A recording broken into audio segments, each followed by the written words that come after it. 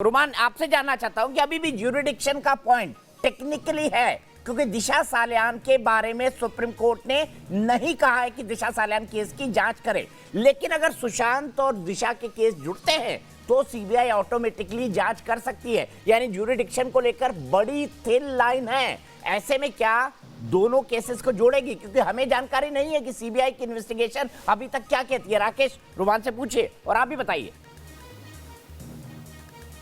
देखिए, बिल्कुल दीपक जी, मैं बताना चाहूंगा कि सुशांत के केस के लिए जो विशेष एसआईटी दिल्ली से आई थी नुपुर प्रसाद के नेतृत्व में, उसने दिशा सालियान से जुड़े हुए भी कुछ लोगों से पूछताछ की थी। लेकिन चूंकि वो दिशा के केस की जांच नहीं कर रही है, इसी वजह से जो है सीबीआई ने एक स्टेटमेंट जारी किया था कि सुशांत सिंह के अलावा किसी और केस की जांच नहीं कर रही है।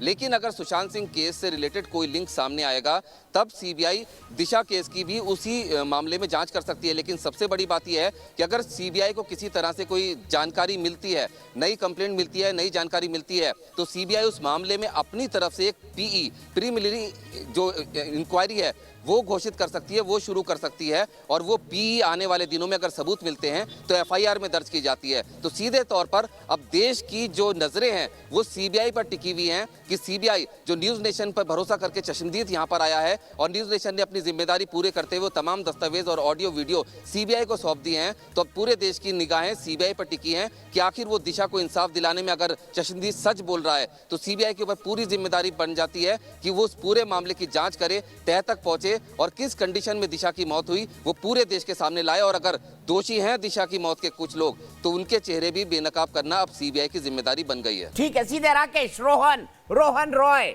दीप अजमेरा, इंद्रनील वैद्य, हिमांशु शिकरे, क्या आज भी हम इनको ट्रैक कर रहे हैं? क्योंकि कल इनके हर का दरवाजा हमने खटखटाया। शिकरे घर के अंदर मौजूद था लेकिन बाहर नहीं आया। क्या दिखाता है ये?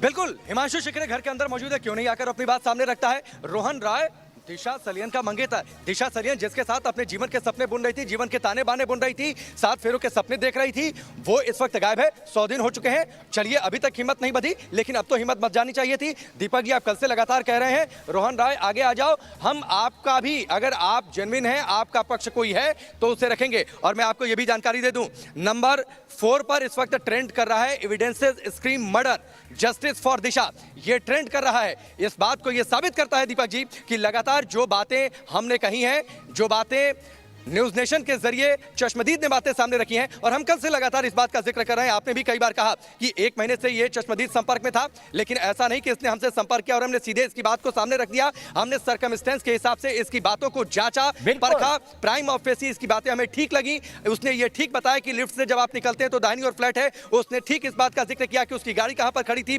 उसने ठीक उस गेट का जिक्र किया जहां से उसकी गाड़ी होकर लेफ्ट हैंड साइड में मुड़ती हुई बांद्रा ईस्ट की ओर चली गई। उसकी बातों में तालमेल दिखा, जो वो कह रहा था, जो वो तर्क दे रहा था, तार्किक तौर पर उसकी बातें प्राइम ऑफ फेसी फिट बैठती दिखाई दी। इसीलिए हमने उसके इस खुलासे को मंच दिया कि ठीक है, आप अपनी बात रख सकते हैं। उसका जो ऑडियो वीडियो फॉर्मेट में जो बड़े खुलासे थे, दिशा सलियन के साथ किस तरीके से दुष्कर्म हुआ था, जो उसने बातें कही, जो बातें हम कल से लगातार कह रहे हैं कि न्यूज नेशन कोई जांच एजेंसी नहीं है।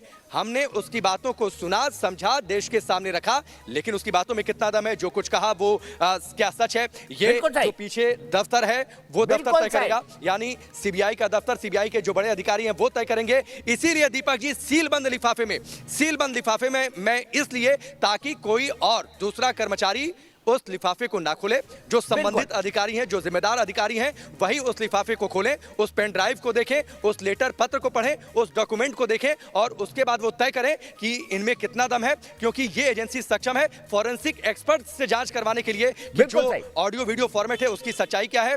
ये एजेंसी इस बात को तय करने में सक्षम है कि तार्किकता के आधार पर ये सारी बातें कहां फिट बैठती हैं। ये एजेंसी इस बात में सक्षम है कि दिशा सलियन के साथ जो चश्मदीद दावा कर रहा है, क्या वैसा ही सब कुछ हुआ था। पोस्टमार्टम रिपोर्ट में हमने कल भी कहा कि नारायण राणे सवाल उठा चुके हैं। नीतीश राणे से आपने बातचीत की, आपको पता है कि नीतीश राणे भी किस तरीके से इस मामले में उन्होंने आवाज उठाई है दिशा के लिए। तो ये सारी बातों को जांचने में सीबीआई की टीम जी जी बिल्कुल, मैं यहाँ पे आपको रोकूंगा, एक ब्रेक लेना है मुझे, लेकिन बता दूं राकेश पांडे हमारे वरिष्ठ सहयोगी और एंकर, रुमानुल्लाह खां हमारे वरिष्ठ संवाददाता, सुभाष शिर्के हमारे मुंबई के ब्यूरो चीफ इस वक्त सीबीआई के दफ्तर पर मौजूद है। और मैं बता दूं अपने पैनल को कि ये ब्रेकिंग न्यूज है। ब्रेकिंग न्यूज ये है कि एविडेंसेस इन दिशा सालियान केस नंबर 3 पर ट्रेंड कर रहा है ट्विटर पर।